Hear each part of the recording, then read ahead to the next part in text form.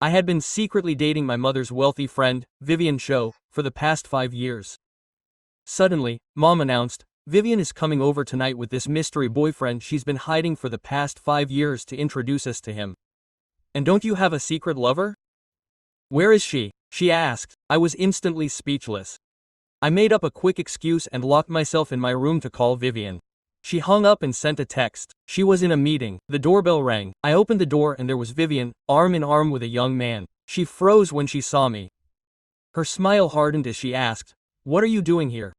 Is he my son? Where else would he be?" What a strange question, Mom chimed in immediately, stepping forward to invite Vivian and her date in. The entire time, Vivian kept giving me desperate glances, silently begging me to play along. Seeing her gestures so close made my insides turn, but I forced a smile throughout the meal. They chatted and laughed naturally. Vivian accepted the bites of pasta the boy offered her without hesitation. She never once looked at me. Holding back my anger, I kept my cool. I even added this Leo guy on Facebook. Finally, the meal was finished. I quickly cleared the table and returned to my room. I grabbed my phone, anxious for a logical explanation from Vivian, but her call didn't come until late at night.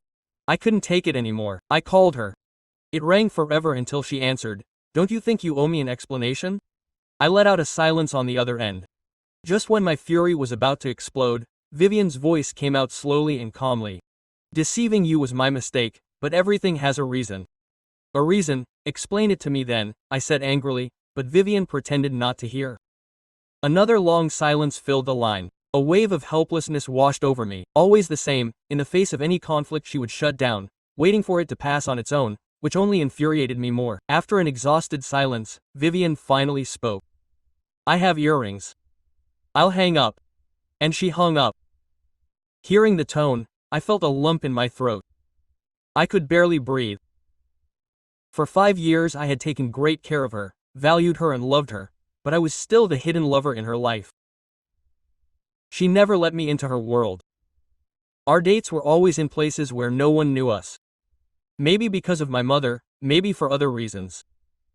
Lost in thought, my phone vibrated. It was a message from Leo, Vivian's young boyfriend. He sent the location of a jewelry store.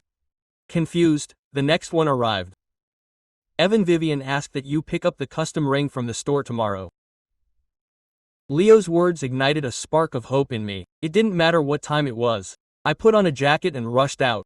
Soon I was at the jewelry store. The clerk saw me and quickly handed me a box with a personalized ring. "It must be Leo," Vivian called ahead. "She said to deliver it to you when we arrived. They are premium South African diamonds, each one weighing 7 carats. And on the inside of both rings we engraved Vivian's name and yours, as she requested." I froze, picked up the ring and inspected it closely. The word love was elegantly engraved on the inside in a stylish font. The font was beautiful and I felt like it was piercing my heart. I remained silent for a long time, but this time without anger, without wanting to confront her, without hysteria. I calmly put the ring away and thanked the clerk. On the way out I took a taxi straight to Vivian's company. Vivian was a workaholic and her team often stayed late. When I arrived, a group of colleagues were whispering, "I bet Vivian is with that new Leo." "Sure, I saw them leaving together last night. Leo is next level. He had her hooked in a few days." I listened for a while until the elevator opened behind me and Vivian stepped out. She saw me in the middle of the group. When she heard the women's comments, anger and embarrassment flashed in her eyes. "What the hell are they talking about? Work. This is no place for gossip." The group quickly dispersed, heads down. Then she turned to me. "Come on." I followed her to her office. "Ignore them. Leo and I went home to get some paperwork." "Nothing happened," Vivian explained. "I believe you." Vivian sighed in relief. She started to ask why I had come, but she seemed to regret it and lowered her eyes. I bluntly took the ring box from my backpack and placed it in front of me. Vivian's face shot up at the sight of it, guilt plastered on her face. "How did you get it? Did you open it?" I laughed softly. "No, Leo said you asked me to pick it up, so I did. But given its origin, I assume it's for someone very special." Vivian blinked, then delicately took the box, nodding with a faint, tender smile. "Yes, someone very special." Even though I had already decided to step aside, hearing that made my chest hurt. I didn't want to stay any longer. I was afraid I was going to cry. In a hoarse voice, I said, "It's late. I'm leaving." But Vivian didn't seem to notice. She just stared at the box, smiling faintly and murmuring to herself. The walk home wasn't long, but she dragged her steps. I longed for Vivian to come up behind me, hug me, and whisper, "Evan, this is all for giving you the perfect wedding." But by the time I got to my building, Vivian hadn't texted or called. I took a deep breath. At that moment, I knew this was over. Mom was already asleep. I went to my room as I entered, planning to rest, ready to break up with Vivian the next day. Unexpectedly, Vivian had barely walked in the door when I sent me 2 photos. I opened them. They were of graphics cards. The newest models from 2 top brands. 6 months ago, I had told Vivian that I wanted one for my birthday. It wasn't that I couldn't afford it. Back then, I was drowning in insecurities. I needed her to make an effort for me to prove that she still loved me. But she just responded impatiently. "You only think about playing. You can't focus on making money instead of wasting time on that." I didn't mention it again after that. I never thought he'd be sending me screenshots of them now. I replied with a question mark. He answered almost instantly. "Which do you think is better to give to a guy?" Maybe because it was a topic I knew about or something else, I answered quickly. I explained the specs and differences seriously. She seemed happy. We chatted until after 3 when she said she had to sleep, that we'd talk tomorrow. My heart skipped a beat with foolish hope. I instinctively thought she was doing everything to apologize, planning to give me something so expensive, but suddenly something hit me. I opened Leo's Facebook profile. Scrolling through, I froze. When someone loves you, they know all your preferences. The attached image showed Vivian's phone confirming an order on a shopping app. The IEMs were exactly the cards we talked about. I was speechless, paralyzed for a long time before reacting. I went to Leo's profile and commented on his post, "I wish you a lifetime of happiness together." I was going to put the phone down to sleep, but Vivian called right away. "Evan, are you crazy? It's just a graphics card. What's wrong with your comment? Do you want one? Tell me and I'll buy it for you." All this fuss really was unavoidable. It was the first time Vivian had really blown up at me, but the angrier she got, the calmer I felt. "You misunderstood. She meant it. I wish you happiness," I said calmly. Vivian's voice on the other end was shaking. After a long silence, she said, "Come to my office tomorrow. I'll clarify everything for you." Early the next day, I arrived at Vivian's company building. Just as I was about to enter, I saw Vivian leading Leo to his vehicle and driving away. I gulped, but didn't say a word. As I turned to leave, my phone vibrated. A text from Vivian. "Head to my office and bring me the gift box. I have a crucial matter to attend to today. I will detail it later." Under the message, an address. A ranch was the place where we had our first date. Then she mentioned that we should get married there, that it was full of memories. Naively I believed that we really would, but now I felt none of that anymore. I walked to Vivian's reserved area and picked up the gift box from her desk. As I turned to leave, I heard employees gossiping again. "Today is Leo's name day. Just when you know it, Vivian took him to celebrate. They say she bought him a supercar worth millions. God, how jealous Leo is. Jealous. If only you knew what Vivian is like when she's with someone. They say Leo ended up covered in signs. I even sensed something there, but oh well." I froze for a moment. Then I let out a sour laugh. Evan, what did you anticipate? It's been a farce from the start." I took a taxi to the ranch. I arrived shortly after. I hadn't gone far when I saw Vivian laughing and frolicking on the grass with her circle of friends. As I approached, everyone turned, their gazes filled with contempt and disdain, a dishonorable fool stalking Vivian, coming and going at will. "Give me the box," Vivian said. Her tone icy, snatching it from my hands. She opened it, checking to see that the key to the supermobile was there. Pleased, she closed it. "Thank you, Evan." I didn't speak, just stared at her. Alar, who wasn't moving, frowned. "What, anything else? You said you'd clear it up today." My words seemed to embolden Vivian. "Evan, it's Leo's birthday. You have to ruin my day." I just smiled. Calm. "It's not that. I just wanted to let you know that we're done. That's all. Vivian stared at me. Her face showed no surprise, no suffering, not even anger. It was relief, as if my resignation relieved her of an old obligation that she never wanted to fulfill. She inhaled as if to articulate something, but in the end she only whispered a terse, "Thank you," and turned to return to her friends, to Leo. I stood there for a few moments, motionless, feeling the breeze brush the back of my neck, as if the hacienda, that place that used to be our refuge, now rejected me with its apathy. I turned and walked toward the exit. I didn't look back. I didn't need to. I knew no one was chasing me. When I got to the taxi, the driver, an elderly man, bald and with a thick mustache, looked at me in the rearview mirror. "Everything's okay, young man." I nodded. I couldn't speak. During the ride, the silence inside the car became almost unbearable. The guy had the radio on with a soft tune, but every word that came out of the speakers hurt me a little inside. I asked him to turn it off. He complied without comment. When I got home, Mom was already awake. She was sitting on the couch with a cup of coffee in her hands, still wearing her housecoat. Her dark hair, with a few noticeable gray strands at the roots, was tied back in a messy bun. When she saw me come in, she narrowed her eyes. "Where were you?" "I was walking around," I answered without pausing. "And that wrinkled suit?" "I was in a meeting." I lied again. It was the norm. I went up to my room and closed the door. I didn't turn on the light, sat on the bed, and let the weight of the day weigh on me.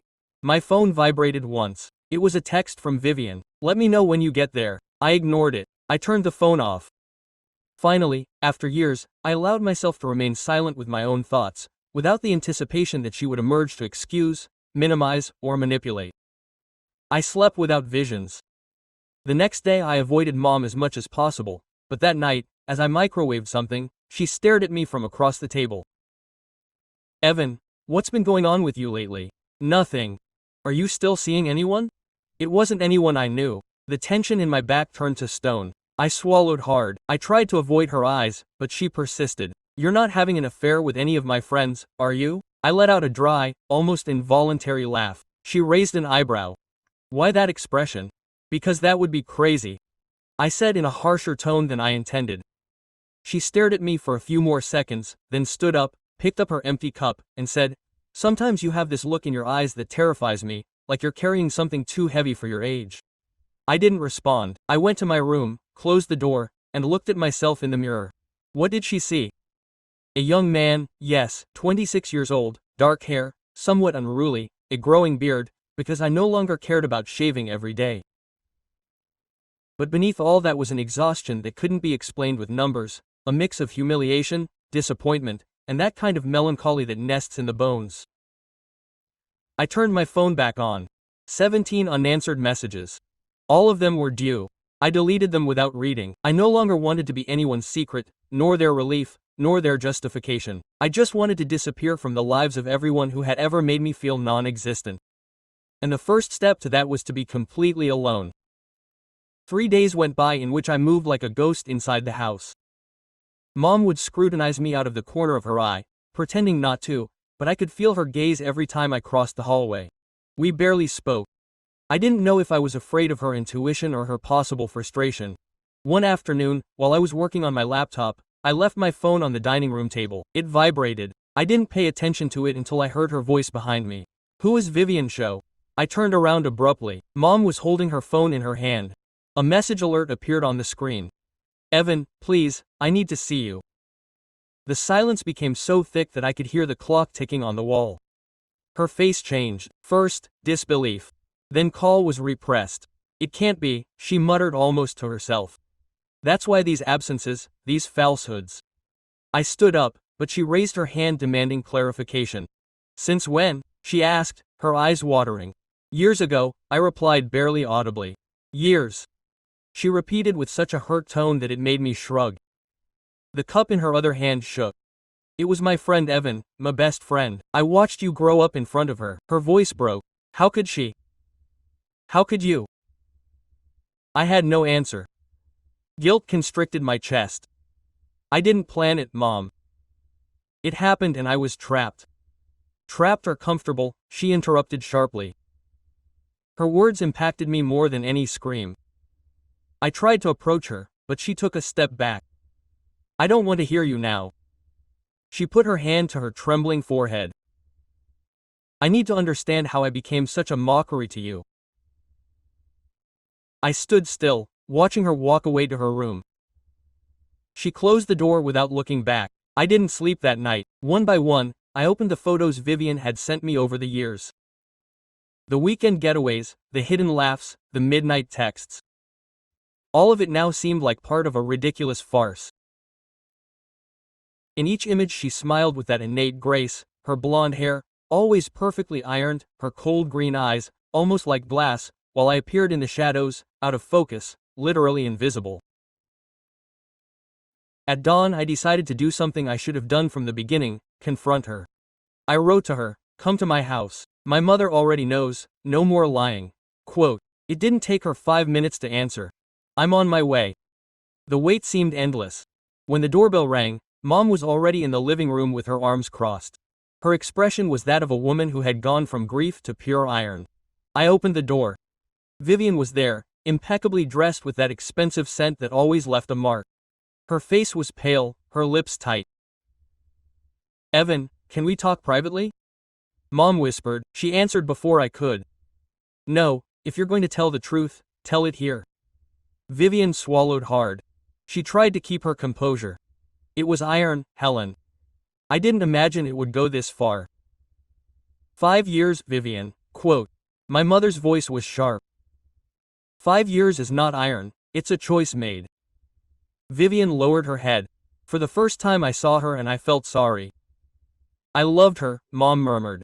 She laughed a hollow laugh. "Love? No, my dear. What you do has nothing to do with love. It's domination, it always was." Quote. No one spoke after that. Vivian looked at me for a moment, her eyes watering, and said quietly, "Don't you know how sorry I am?"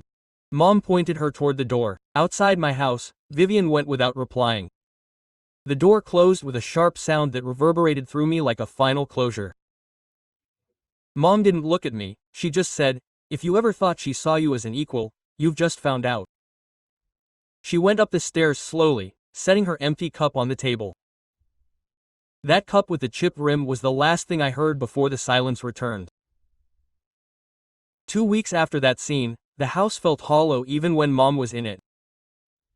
We spoke only when necessary. She no longer prepared food for the two of us, nor did she ask me what time I would return. Silence had become a shared language. I had resumed my work routine, trying to feign normality, but every time the phone rang, a part of me was still waiting to see her emerge. It was a reflex, a habit, and habits, more than affections, are what hurt the most when they end. One afternoon, when I returned from work, I found a bouquet of flowers on my apartment doorstep, sunflowers and white roses wrapped in a silver ribbon. There was a small card among the stems. "I regret it. If I could take back the past, I would. Go." My heart skipped a beat. The flowers had her perfume, that luxurious and almost intangible scent that always reminded me of hotels, the mysteries, the promises that remained in the air. I kept them inside. I stared at them on the table, undecided whether to preserve them or incinerate them. In the end I placed them in a simple vase, without care. I don't know why, but I felt absurd, as if that detail of his had arrived late, like everything he did. A few days later, an alert pulled me out of my reflections. An image uploaded by Leo. He and Vivian laughing on the terrace of a sophisticated place. She was wearing the same dress that I gave her for her birthday 2 years ago. In the caption he had written, "Sometimes joy appears when you least expect it." I read the comments one by one. What a beautiful couple. Ideal together. I wish them the best. And there I understood that those flowers were not a plea for an apology, they were an ending, a refined way of easing her remorse. That night, Mom came into my room. "They left you flowers," she said quietly. "I already saw them from her in you." "I didn't. Don't throw it away yet," he murmured. "Sometimes even the wrong act helps you understand who should no longer be in your life." He left without further ado, leaving me with the echo of those phrases that hurt more than they intended to soothe. Over the weekend, I went for a walk downtown. It was raining, the streets were usually wet pavement and cheap coffee. I passed the same cafe where Vivian and I used to meet, always at the same table in the back. Without thinking, I went in. The place was almost deserted. I settled into our corner, ordering a coffee. Only the waitress, a young woman with brown hair and a genuine smile, looked at me and said, "It's been a while since you've been here. I'll bring you your usual." "How do you know?" "Because she always ordered first, but you were the one who finished it," she replied with a subtle smile. I didn't know what to say in reply. As I stirred the coffee, I saw an envelope under the salt shaker. It was addressed to me, my name written in Vivian's fine handwriting. Inside was a short note. "I don't know how to continue being myself without hurting others. I'm sorry if I ever made you think I could love you in any other way. Take care of yourself." I put it back in the envelope and left it there. I got up, paid the bill, and left. The rain had stopped, but the streets were still wet, gleaming with the brightness of the lights. On the way home, I decided that this would be the last time I would react to a gesture from her, even in my mind. She didn't deserve so much space in my memories. That night I threw the flowers in the trash. The petals were still fresh, as if they refused to wither. Just like the lies she had told me. For the first time, I didn't feel homesick, only a deep and a strange peace, the same that comes when you accept that something has truly ended. The next morning, after throwing away the flowers, I woke up lighter, not happy, not transformed, but less overwhelmed, as if I had finally sealed a window through which the cold always came. I arrived at the office minutes earlier than usual. I still couldn't hear the keys or the whispers of the rest of the group. I poured myself a coffee in the kitchenette and sat in front of the screen, trying to check emails without evoking Vivian, Leo, or Mom. But there it was, hidden in every subject line of the mailbox, like a virus that is not easily eliminated. That's when I saw her for the first time.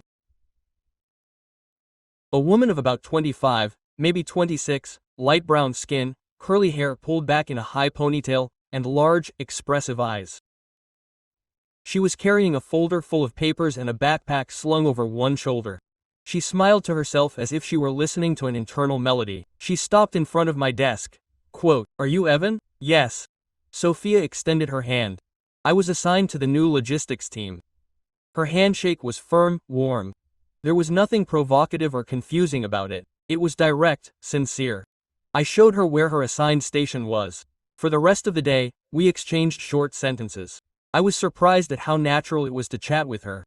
I didn't need to gauge my words or decipher hidden meanings. When she laughed, it was with her whole body, without that suppressed, distant tone that I had come to tolerate with Vivian. During our lunch break, we bumped into each other in the kitchen. She was eating yogurt and reading something on her phone. "Are you from here?" I asked. "No, from Cordoba," she replied, still smiling. "I recently moved. I needed to reset." Running away from someone, she laughed. "No, we all do that." I laughed instinctively too, but the phrase stuck with me. Over the next few days, we began eating together, sometimes in the company cafeteria, sometimes in a nearby coffee shop. We talked about simple things, bad movies, unbearable clients. With her, time felt different. It didn't go by slowly or quickly, it just flowed. One afternoon after work she offered me a ride in her car. It was an old car with a sticker on the back window that said, "Don't touch me or I'll break." I climbed in and the interior smelled of mint and paper. "Do you mind if I put on some music?" She put on a playlist of songs that ranged from jazz to 80s Argentinian rock. She sang softly, not bothering to sing along. Suddenly I realized I was watching her, not out of desire, it was something else. I was drawn to her full presence. She didn't need approval, she didn't seek the spotlight, she just existed, and that was the strangest and most beautiful thing I'd seen in years. She dropped me off in front of my house. Before I got out, she looked at me seriously for the first time. "Evan, I don't know what you're carrying, but when you talk sometimes it's like you're afraid the world will fall apart if you take too deep a breath." I looked at her, not knowing what to say. "I don't mean this to be mean, but if you ever want to vent, I don't mind listening to you." I nodded. She smiled and then added, "In the meantime, I'll lend you my playlist." That's also a little bit of relief. She left. I stood there, my phone vibrating in my hands. She had shared her playlist with me. I opened the app. The first song was Something With You by Charlie Garcia. I laughed to myself.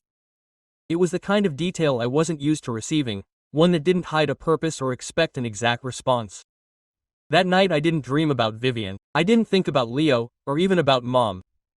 I thought about a playlist, an old car, and a woman who had unintentionally reminded me that something similar to sweetness still existed. The days with Sophia became small breaths of air. Nothing extraordinary had happened between us, but that was precisely the difference. There was no rush, no hidden tension, no toxic game of guessing what the other was feeling. She was a constant presence, but she wasn't demanding. And yet, like all good things in my life, it lasted until the past decided to barge in. One afternoon, as I was leaving the office, I received an unexpected message from Vivian. It simply said, "I need to see you just once, please." I stared at the screen with a strange feeling. It wasn't anger, it wasn't melancholy, it was a mix of curiosity and pending closure. I replied, "Okay, tell me where." She arranged to meet me at a discreet restaurant far from the center. I knew him. We had gone there once before when we were still hiding even from ourselves. I was on time. She was also wearing a simple beige dress, without excessive makeup. Her blonde hair was pulled back into a braid that fell over her shoulder. She didn't look like the usual unattainable executive Vivian. She seemed more human or perhaps just more exhausted. Quote, "Thank you for coming," she said softly.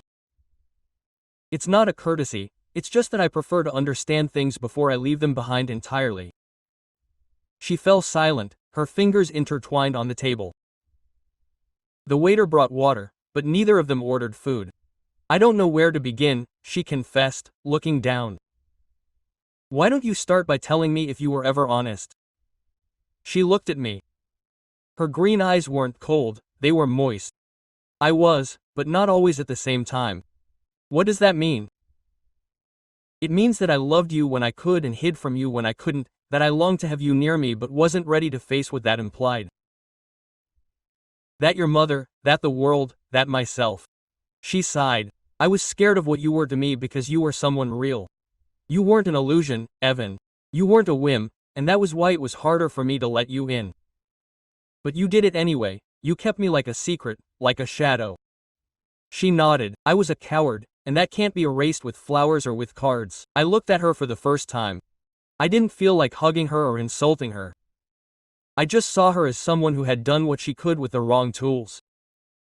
And Leo showed up at a time when I had already lost what I had with you. It was never a rivalry, it was just simpler. I laughed without humor. "I wasn't simple, of course. I asked you for real things." She nodded. Her eyes were still wet. "I swear I tried, but what we had became a glass box, beautiful, but impossible to touch without breaking." We fell silent. The restaurant was almost empty. Outside it was starting to rain. The drops hit the window with a slow rhythm, as if marking the end of a long-awaited scene. "So why did you call me?" I asked. "Because I don't want you to think I used you. Because you're not a mistake in my life, Evan. You were the most genuine thing I ever had." Even though I couldn't hold on, I stood up. "It doesn't matter anymore what you think of me. What matters is what I think of myself now." She lowered her gaze. "Can you forgive me?" I looked at her for a long time before answering. "Yes, but that doesn't mean I'm coming back." I saw something crack in her expression. Not a dramatic crack, just a slight hollowing of her eyes, of her mouth, like when you realize you've lost something you thought you had secured. I leaned over and kissed her on the cheek. "Take care, Vivian." I walked away from the restaurant without looking back. The rain kept falling, but this time I didn't mind getting soaked because I finally understood that the only way to close a cycle wasn't with a slam, it was with a sincere thank you and a goodbye without hatred. I returned from the restaurant under an insistent drizzle, the kind that doesn't completely soak you, but feels like a light, continuous slap. I walked forward without an umbrella, with my hands in my pockets as I relived every sentence Vivian had uttered. It didn't sting. This time it wasn't as if her voice had disappeared. Took over inside me. When I got home, Mom was in the kitchen. She was making ginger tea, the kind she used to make when I was a kid and had a fever. Steam rose in curls, filling the air with a warm scent. She didn't look at me when she came in, but her voice broke the silence. "Did you go see her?" "Yes," and I sat down in the nearest chair. "We talked it all out." She apologized. "Did you believe her?" Yes, but never mind. Finally, she looked at me. Her sharp-featured, exhausted-looking face was bare of makeup. Her dark hair, with a few strands of silver more evident than ever, fell loosely over her shoulders. She had the expression of someone who had carried a lot without saying it out loud. It doesn't hurt me that you fell in love with her, Evan. It hurts me that you thought you couldn't handle it. It's not that I thought that, Mom. I just didn't want to disappoint you. She stepped closer, setting the cup in front of me. I raised you to be free, not to hide. But maybe I didn't know how to be close without dominating. You're the one who's been with me. You wanted her as a friend and you wanted her as a woman. We fell silent. The tension had dissipated, but there was that awkwardness of those trying to reconnect after mutual hurt. Does it still hurt? She asked without looking at me. Not like before. And Sophia?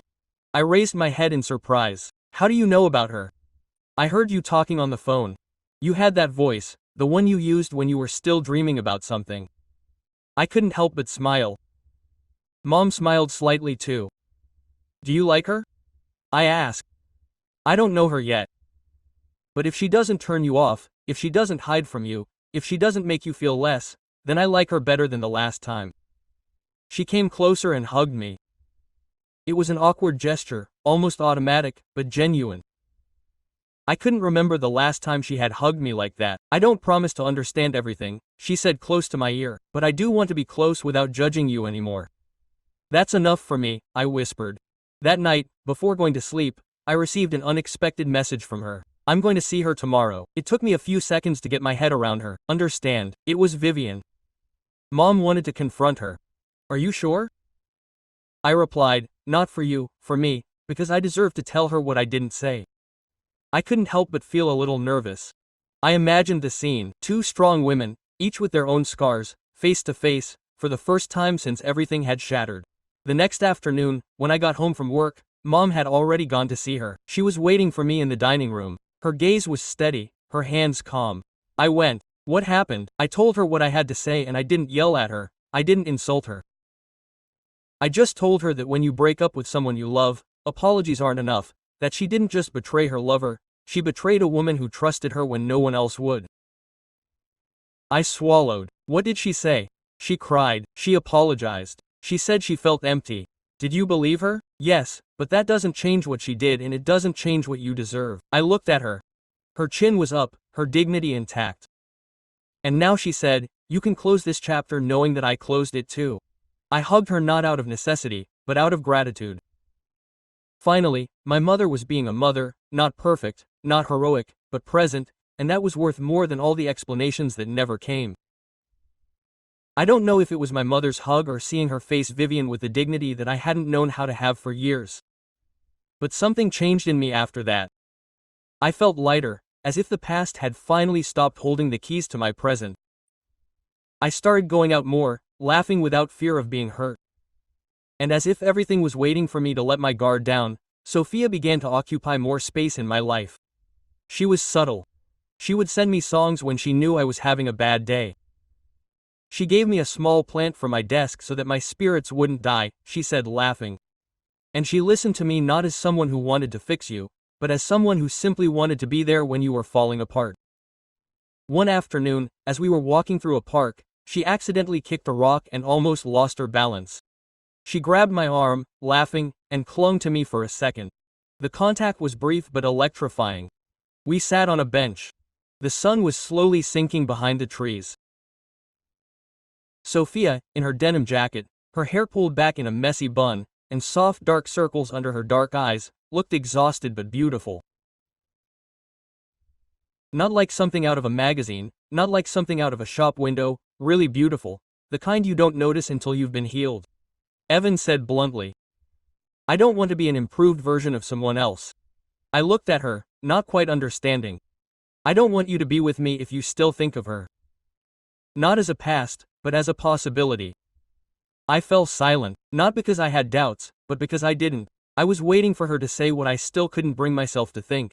Sophia, you're not Vivian, you're everything Vivian wasn't. She shook her head. That's not enough for me. I don't want to exist in comparison to anyone. I want to be chosen. Not for what I'm not, but for what I am. Her words exposed me because she was right. I wasn't ready. There were still fresh cracks, they weren't bleeding, but they hadn't healed either. I'm learning to be alone without feeling empty, I told her. And only now do I understand that love isn't clinging to someone who hurts you, but knowing when someone truly does you good. She lowered her gaze. Then finish learning. And if one day you're complete, come back, but don't come halfway. She stood up, kissed me on the cheek, not as a final goodbye, but as if she were leaving the door ajar. And she left without drama. I watched her walk away with her worn sneakers and her relaxed walk. I didn't cry, but I felt a different emptiness. Not the emptiness of loss, but the emptiness of awareness. Sophia wasn't a replacement story, she was a new story that didn't deserve to be made with old wounds. That night I opened a blank sheet of paper on my computer and began to write everything I'd never said. A letter to myself, to her, to no one. A way to empty myself without breaking anyone else. Returning to the routine without Sophia was different from returning without Vivian. With Sophia, there was a clean absence, no hard feelings, but that didn't make it hurt any less. I immersed myself in work, extra hours, tasks that no one wanted. Silence. It was easier that way. No one asks too many questions when you seem productive. One random afternoon I entered the office and noticed the strange atmosphere. Exchanged glances, murmurs that fell silent when someone entered the break room, the kind of tension that sets in when something serious is in the air but no one dares to say it out loud. It was Julian, one of the most reckless people in the marketing department, who approached my desk with that cynical smile that had always bothered me. "Hey, did you see the video?" "What video?" He looked at me with fake surprise. "I thought you had already received it. The group has almost the entire floor. Someone leaked it. It got out of hand for her." "Who?" But I didn't need to respond. At that very moment, my cell phone vibrated. A message from an unknown number, just a video file. I opened it. They lived in a hotel with Leo. It didn't show anything explicit, but the images, the background sounds, the tone were enough. Someone had recorded from a crack. The worst thing wasn't what it showed, but the fact that it existed. I got up without saying a word. I went straight to the bathroom, closed the stall door, rested my forehead against the wood, and took a deep breath. It wasn't jealousy, it wasn't sadness, it was indignation, embarrassment for others, and partly a strange guilt, because even though I no longer felt anything for her, a part of me still remembered what it was like to look at her as if she were someone untouchable. When I got out, I had 7 missed calls from Vivian. I didn't answer her. An hour later, she showed up at my work. She came in without asking permission, disheveled, her eyes puffy. She looked like she had cried all day, her makeup smudged, her hair loose and disheveled, a black jacket that wasn't her style. She was a wreck. "Evan," she said, grabbing my arm. "I need to talk to you. This isn't the place. I don't care. I have nowhere to hide." I led her outside. To the parking lot, a light drizzle was starting to fall. She was shivering, but she didn't move. She didn't know someone was recording us. She didn't know it was going to get out. "And why are you looking for me? I'm not your lawyer or your confessor because I don't have anyone. Because I wouldn't lie to you anymore. Because you always saw me as a person, even when I didn't deserve it." I stared at her. "Do you want me to defend you, to comfort you?" "I can't, not anymore." She lowered her gaze. "I just wanted you to know that it wasn't my fault. It wasn't your fault that you were recorded, that's for sure. But the damage doesn't start with that video. Vivian started much earlier. When you crossed boundaries that you knew were going to break things, she started to cry silently. Not dramatically, not like the haughty woman she used to be. It was a silent, desperate cry. You're paying the price for everything you built with ego and silence." She nodded. She didn't argue. "I'm sorry for coming back, for asking you for something when I can't give you anything anymore." I didn't answer, I just stared at her. Maybe there was still some tenderness somewhere, but it wasn't enough. The rain picked up a bit more. She walked away alone, without an umbrella. I returned to the building wet and tired. In the elevator I saw my reflection, a full beard, dark circles under my eyes, the eyes of someone who had stopped waiting. I thought about Sophia, her firm voice, her need not to be compared, and I understood that I couldn't give anything if I kept dragging someone else's ruins. Maybe I wasn't free yet, but I was learning. After the video scandal, the company entered a state of permanent murmur. Every time someone mentioned Vivian, they did so in a low voice, as if mentioning her out loud would invoke disaster. No one spoke to me directly about the subject, but everyone knew. I was the ex, the one who was there. I had been with her in secret for years. The man who now wandered among the ruins with an expression that none of that affected him anymore, but it did affect him, just in a different way than before. Days went by without Vivian trying to communicate with me, and that, somehow, was a relief. One night, after an exhausting day, I opened an old folder on my computer. Inside were screenshots, images, audios, everything I had kept from that relationship. A kind of digital sanctuary to the suffering that I had chosen not to delete. I selected everything. I deleted it without ritual, without anger, only with emptiness. Then I opened a new document. I felt the need to write to her. Not to her, to me, to that Evan from long ago who kept words to himself, who waited too long, who mixed passion with love. The letter flowed by itself. It wasn't your fault that she didn't know how to love you, nor was it your fault that you had stayed longer than you should have. You love with everything, even if they don't reciprocate in the same way, but it's time to stop offering yourself to someone who doesn't know how to accept. I finished writing it and left it there. I didn't print it, I didn't sign it, I didn't need anything else. I turned off the computer, inhaled deeply. Then, my phone vibrated. Sophia, I passed by your street. I saw a light in your window. Are you awake? I didn't hesitate twice. Yes. Minutes later there was a knock at the door. It was her with her usual jacket, her curls loose, a calm look. There was no anger, no nerves, no demands, just her, whole. Sorry for arriving unannounced, she said. I always liked it when you act on impulse. She entered uninvited, settled on the couch, crossed her legs. I read something that said, if someone leaves to meet again, don't stop them, but if they return, take care of what they bring. I sat down across from her. I came back because I understood something. I shouldn't rescue you, but I do deserve for you not to drag me down with your remains. I won't drag you down, no more. Are you still thinking about her? Thinking isn't the same as waiting. I don't expect anything from Vivian anymore, not resentment, not affection, just nothing. So yes, Sophia said with a subtle smile. We can begin. We didn't kiss. There was no soundtrack. It wasn't a movie scene, it was something superior, a sincere dialogue between two people ready to protect each other. We talked until dawn, about everything but ourselves, as if it wasn't necessary to clarify it anymore. When she left, she told me, I don't want oaths, I just want closeness, that's what I can offer you. She hugged me, and this time I wasn't afraid to let go of the past because I understood something that Vivian never understood. Forgiving isn't going back. Forgiving is leaving without carrying resentment and returning only if there's fresh life on the other side. 3 months after that early morning with Sophia, everything had changed. Not suddenly, not like in the idyllic endings of movies. It was gradual, painfully authentic. Vivianish of the circle. Some said she had resigned, others that she had emigrated from the country.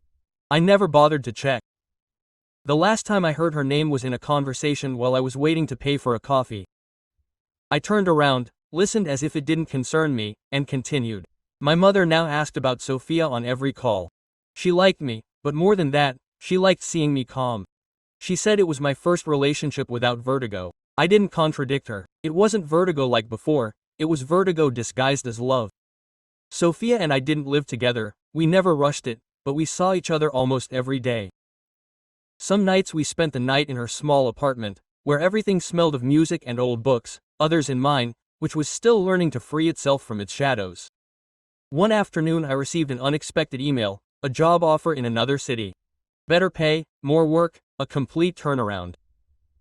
I discussed it with Sophia while we ate empanadas sitting on the floor, like we did when neither of us wanted to set the table. Do you want to leave? She asked without reproach. I want to start from scratch, and this time without hiding who I am. She nodded. Then go and do it right.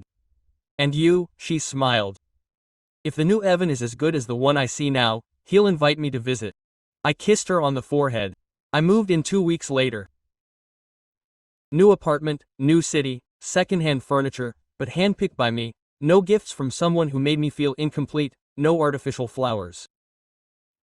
One night, as I was organizing books, a text came through. Sophia, I still like you. I stared at the screen, not sure if it was a confession or a test. I typed, "Now I know what I want to give to you and it's not an echo of someone else." She didn't respond right away, but she did before I closed my eyes. "So, yes, come find me when you're ready." I stepped out onto the balcony. It was night. The city lights were cool. The air smelled different. I didn't know who I would be in this new version of myself, but I did know something. He was no longer anyone's secret lover. He no longer begged to be seen. He no longer kept quiet to withhold leftovers. He was Evan, and for the first time in years, that was enough. Yeah,